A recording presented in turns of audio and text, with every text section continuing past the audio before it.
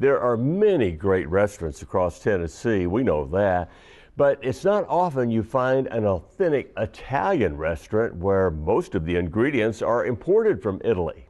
To Tammy Arnder, well, it makes a difference, along with the loving care the family puts into creating the dishes.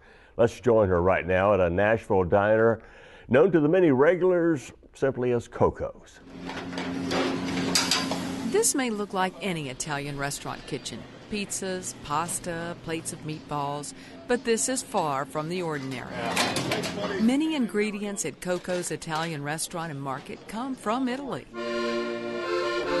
I've driven to Florida to pick up truckloads and New York many times, you know, and it's just what I have to do.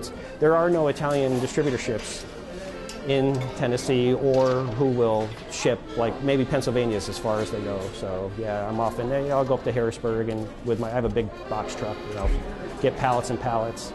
Or, you know, now I've got enough connections that I can do enough where I'm getting it shipped in. Chuck Chinelli, Coco's owner, is not just about offering up great food. He wants you to have the Italian experience like he did as a child. His parents and his uncle owned restaurants in upstate New York. Little did he know that as a kid, he would be training for a future eatery of his own. I really lost $1 million worth of information. If I knew I would be in a restaurant business, I mean, I had it all right there, and I didn't pay attention. You know, I ate there all the time. I enjoyed it. It was fantastic, but no, I can't say I took advantage of it. But I think through osmosis, I really understand it. So I got that. After his parents retired and left New York, Chuck decided he'd find a new place to live and operate his then mail order business. After a brief stop in Nashville on his way to Florida to visit his mom and dad, he decided Music City was a place to be. Well, I just kind of moseyed past Nashville, stopped at a Century 21. They drove me around, and I thought, wow, this is a great town. Everybody moved from my hometown, like all my family, so I had nothing to lose. I just packed up the truck and moved here.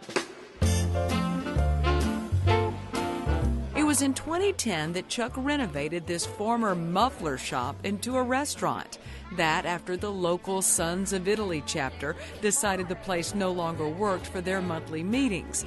Many of those from the Italian club often play the game of bocce in front of the restaurant. There you go. Nice. Well, you have the little white ball, the Polina. Green shoots. And there's a red and a green team, and whoever's closer to the Polina after you throw 4 balls each, you get the point. 1 red. Just another authentic touch. But Chuck scores more points with his customers on the plate than he does on the bocce court. From the scratch-made mozzarella to the homemade pasta, he imports his flour from Italy. He says it's just one of the things that make a difference. The flour is from Italy, and these hands are Italian, I suppose. You know, I don't know. And then, well, actually, and I use special water. I have a pH machine, and I dial in the pH level. He also dials in the most delicious gelato this side of Rome. Gelato is a cousin to ice cream, but has a much richer and creamier taste. Plus, it's a vehicle for all types of other tasty treats. Lemon basil and different herb gelatos are neat, like as an intermezzo in between meals. You know, sometimes when I do a special dinner, I'll make something special. Ooey gooey cheese.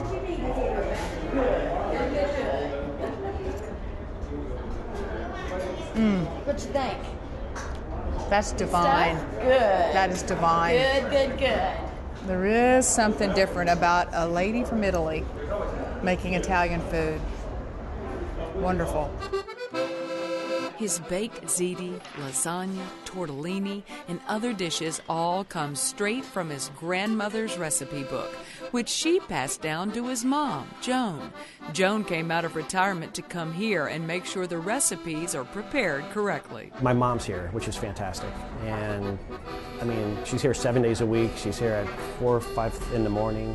She starts by baking the bread, and then from there, the prep guys come in and she tastes everything. And since Mom is the expert, I decided to ask a little advice. All right, Joan, I've got my flour because I love to make my homemade bread. Now I want some really good olive oil just for dipping, not cooking, for dipping. For dipping. What I would recommend would be this one here. This is a first press, which is very good. And this one here is also a first press. Now the difference actually is the vessel that it's in. Right. So, okay. So whichever one. You know Whichever what? one Believe it you or want. not, I love the greenery here. Uh-huh. I have green accents in my kitchen, so this is perfect. All right. All right. Now I need some of your mother's marinara. Okay. All right. We'll go over here. Okay. Let's go. Lucy's marinara sauce is so good, they've decided to bottle it. It's just one of the many items in the market. The shelves are lined with genuine Italian products from across the pond, giving the everyday home cook a chance to make bona fide fettuccine and other dishes if they take a mind to. But Chuck doesn't mind if you want his family to do the cooking. It's his way of sharing a part of his heritage, which he says is something you can enjoy, whether you're from an Italian family or not. If you're from the Northeast or an Italian community, I really hope that you feel like you were home again, you know, just for an hour. And if you're not from an Italian community, at least you can see what it was like growing up Italian, you know, with a little bit of bocce and the patio and the music and the food and, you know, the family at a dinner table.